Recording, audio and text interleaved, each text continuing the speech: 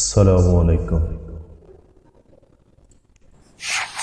بدترین دوست وہ ہے جس کی خاطر تکلف کرنا پڑے،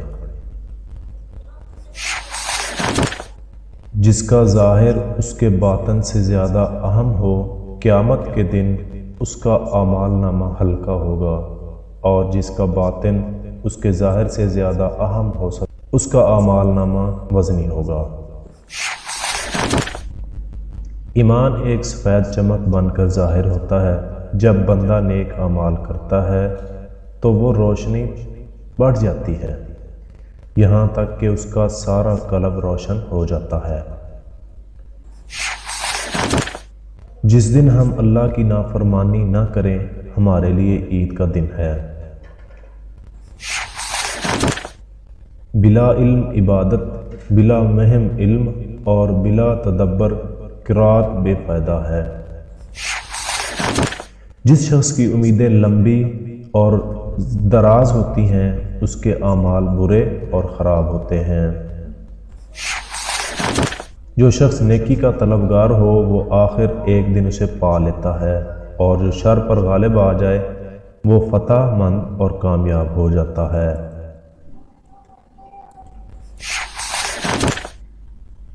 نیکی کا ارادہ شر کی آگ کو بجھا دیتا ہے۔ میں نے رب کو اپنے ارادوں کے ٹوٹنے سے پہچانا۔ جو شخص اپنے غضب اور غصے کی اطاعت کرتا ہے، وہ جلد نقصان کو پہنچ جاتا ہے۔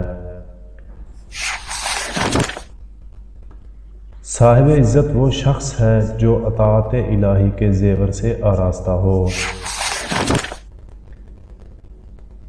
عورتوں کی اطاعت احمقوں کی خصلت اور بزرگی کو عیب لگانا ہے۔ جس میں امانت داری نہیں، اس میں ایمان نہیں۔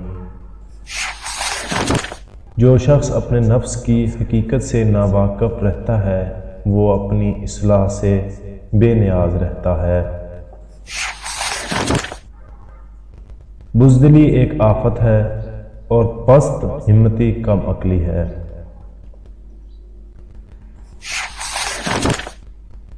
تمام مومنوں میں سے سب سے بہتر ایمان والا وہ ہے جس کا لین دین، غصہ، خوشنودی سب کچھ اللہ تعالیٰ کے لیے ہو۔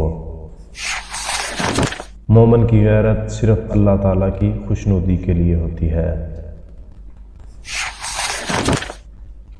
سب سے زیادہ غنی وہ شخص ہے جو اللہ تعالیٰ کی تقسیم پر راضی ہے۔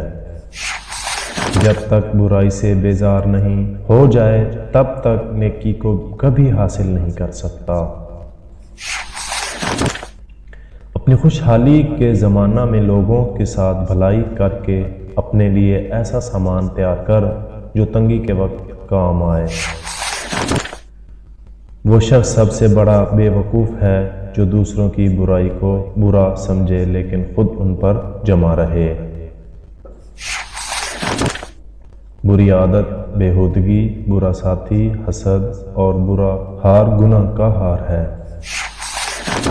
صاحب رائے بہت لوگ ہیں، مگر صاحب بصیرت بہت کم ہیں۔